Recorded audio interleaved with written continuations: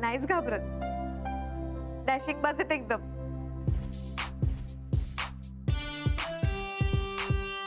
Oh God, Gary is gonna be totally surprised. आयुष्याच्या वाटेवर कधी असतो संघर्ष, कधी मनाची दुविधा. त्यातून मार्गक्रमण करून जी शिखर गाठते ती असते स्वयंसिद्धा. नमस्कार. स्वयंसिद्धाच्या आजच्या भागात मी रेवती अभ्यंकर तुम्हा सगळ्यांचं मनापासून स्वागत करते. तर नेहमीप्रमाणेच आजच्या भागातही आपण एका वेगळ्या आणि संवेदनशील विषयावर चर्चा करणार आहोत. आणि त्यासाठी काही खास मान्यवर पाहुणे आपल्याकडे आले. या आहेत सायकॅट्रिस्ट कौमुदी पाटील. नमस्कार. या आहेत काउन्सिलर रेखा साने. नमस्कार. आणि हे आहेत ॲडव्होकेट व्यवहार. आणि आपल्या शोचे प्रस्तुत करते ALF कंपनीचे सिनियर मॅनेजर गुरुनाथ सुभेदार. नमस्कार. तर आजचा आपला विषय आहे विवाहबाह्य संबंध.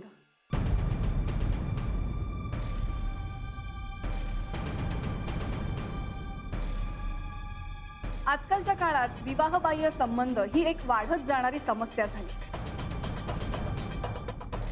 तर कौमुदीजी, मला तुम्हाला हे विचारायचं आहे की आजच्या काळात विवाहबाह्य संबंध ही एक खूप मोठी वाढत जाणारी समस्या आहे. पण ही समस्या आहे का समस्येचं समाधान, ह्याविषयी एक संभ्रम आहे. तुम्हाला काय वाटतं? हल्ली पती पत्नींना एकमेकांसोबत वेळ व्यतीत करता येत नाही.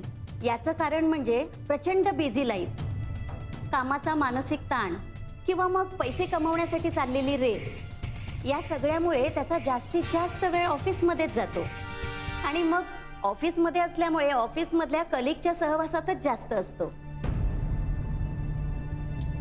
आणि कलिग सोबत असताना आकर्षण हे आलंच, म्हणजे सहवासातून आकर्षण, आणि स्त्री पुरुष एकमेकांकडे आकर्षिले जातात. आणि त्यामध्ये म्हणजे विवाहबाह्य संबंध ठेवण्यामध्ये हल्लीच्या या पिढीला काहीही गैर वाटत नाही. पाठीमागे What? हे बघा, आतमध्ये प्रोग्राम चालू आहे, तुम्ही आतमध्ये नाही जाऊ शकता. Excuse me. हा सगळा प्रोग्राम ना आमच्या कंपनीने स्पॉन्सर केलाय आणि ते जे स्टेजवर बसलेत ना, मी त्यांच्यासोबत आले. हे बघा मॅडम, तुम्हाला जायचं आहे तर तुम्ही जाऊ शकता मागच्या गेटने आणि तुम्ही ऑडियन्समध्ये बसू शकता. किंबहुना असं म्हणूया की तो त्यांच्या जीवनाचा एक घटकच झालाय.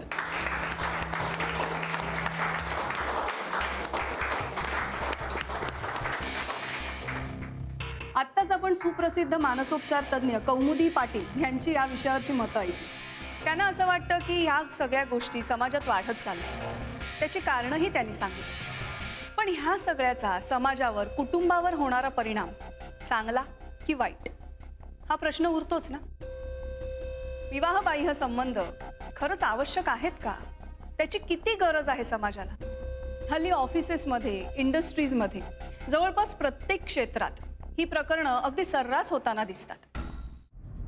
Shanaya, please try to understand यार. तू बोलणार नाहीयेस का माझ्याशी? नाही. मी काय करू म्हणजे तुझा राग जाईल सांग मला. मी उठा बशा काढू का? आपण शॉपिंगला जाऊयात. ओके, तुला काहीतरी घ्यायचं होतं ना? काय घ्यायचं सांग बरं. नाही नाही, मला काहीच नकोय. तुझ्या बायकोला घेऊन दे काय हवं ते. ओके, तसंही ती असतेच ना आपल्या दोघांच्या मध्ये. अगं असं काय करतेस? तुला माहिती ना मी तिला नाही सोडू शकत. बाबांना कळलं तर? ए यार, मला कंटाळा आलाय हे ऐकून. तुझ्या आई बाबांसोबत तुला शेअर करायचं, तुझ्या बायकोसोबत शेअर करायचं, मुलासोबतही शेअर करायचं. मग माझ्यासाठी काय उरतं गॅरी? शनाया, मी फक्त आणि फक्त तुझा आहे. Okay, then prove it. मला आपल्या दोघांच्या मध्ये कोणीही नकोय. शनाया, आता आपला विषय झालाय ना यापूर्वी. आपण या विषयावरून नाही भांडायचंय ना. Please don't be possessive on that. I am possessive. तुझ्या वेळेवर, तुझ्या पैशांवर आणि तुझ्या प्रेमावर फक्त माझा अधिकार आहे. शनाया, माझं तुझ्यावर प्रेम आहे हे आता जगाला ओरडून सांगू का मी? मी तुला काय गिफ्ट दिलं म्हणजे तुझा राग जाईल मला सांग. तुझं फ्रीडम.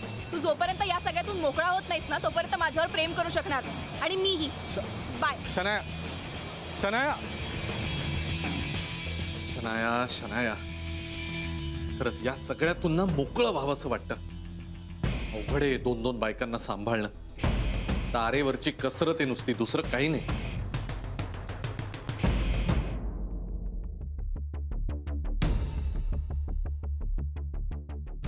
रेवती, अगं हे कुठे दिसले का? यांच्यावरच घरी गेली असती, पण हे कुठे दिसूनच नाही राहिले. त्याला वेळ नाहीये तुझ्यासाठी थांबायला. इतकी सुंदर मॉडर्न गर्लफ्रेंड मिळाल्यावर तुझ्यासाठी का थांबेल तो? काय कोण मिळालं? राधिका गुरुचं अफेअर चालू आहे. मी आत्ता त्या दोघांना बाहेर बघून आले. रेवती कायचे काय बोलून राहिलीस तू? एकाहून अफेअर करतील? आता मला काय माहित? पण तूच तर म्हणाली ना यांचा अफेअर आहे म्हणून. हो आहे. मी आत्ता त्याला एका मुलीबरोबर बाहेर बघितलं. कोण होती मुलगी? तिचा चेहरा नाही बघू शकले मी. राधिका, पण त्या दोघांच्या जे काही सुरू होतं ना त्याच्यावरून त्यांच्यात काहीतरी आहे हे मात्र नक्की. राधिका, ज्या नवऱ्यावर तू एवढा विश्वास ठेवतेस ना त्यांनीच विश्वासघात केलाय तुझा. बास रेवती, आता यांच्याविषयी मी आणखी ऐकून घ्यायची नाही. तू माझी मैत्रीण आहेस म्हणून ऐकून घेतलं, यापुढे बोलायचं नाही. या भ्रमातून बाहेर पड आधी राधिका. भ्रम नाही, खात्री आहे मला यांच्याविषयी आणि यांच्या प्रेमाविषयी. याच प्रेमाची पट्टी बांधून ठेवली आहेस डोळ्यावर. त्या सगळ्याचा नीट पाठपुरावा कर, म्हणजे सत्य काय आहे ना ते कळेल तुला. मला आता काहीच कळून घ्यायचं नाही, आणि सत्य काय आहे हे मला चांगलं माहिती. रेवती, अगं कुठल्याही पोरीला यांच्या बरोबर बघून मी त्यांच्यावरती संशय घ्यायचीच नाही. ती पोरगी कोणी असू शकते. ऑफिस मधली एखादी मैत्रीण, आमची एखादी नातेवाईक, अगदी कोणी. नुसतं फिरणं म्हणजे काही प्रेम नाही ना. अशा छोट्या छोट्या गोष्टीवरनं संशय घेणं म्हणजे आपल्याच प्रेमावर अविश्वास दाखवण्यासारखं नाही का? किती दिवस स्वतःची अशी फसवणूक करणार आहेस तू? राधिका, स्त्री पुरुष एकमेकांशी जसे वागतात ना त्यावरून कळतं की त्यांच्यात काय नातं आहे. आणि हे न कळण्या एवढी दुधखुळी नाहीये. गुरु तुझ्याशी खोटं बोलतोय, तुला फसवतोय. त्याला जे हवंय ना तेच चित्र तुला दिसतंय. थांब रे, आता मला काहीच ऐकून घ्यायचं नाही. हे कसे आहेत काय आहे मला चांगलं माहिती. कसं आहे ना, आपण ज्या रंगाचा चष्मा लावतो तसंच जग दिसतं. आता तुला कटू अनुभव आला म्हणजे सगळ्यांनाच येईल असं नाही ना. हे बघ, हा रंगीत चष्मा एकदा डोळ्यावरनं काढ, सगळं जग स्वच्छ दिसेल बघ. चल निघते मी. हो, थँक्यू. तू मला इथे बोलवलंस म्हणून मला यांचं माझ्यावरती किती प्रेम आहे हे कळलं. थँक्स.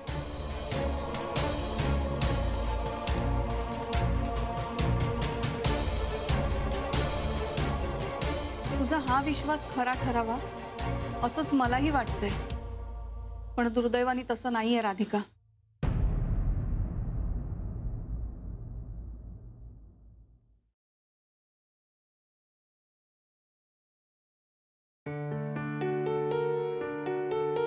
एवढी सुंदर मॉडर्न गर्लफ्रेंड मिळाल्यावर का त्याने थांबावं तुझ्यासाठी?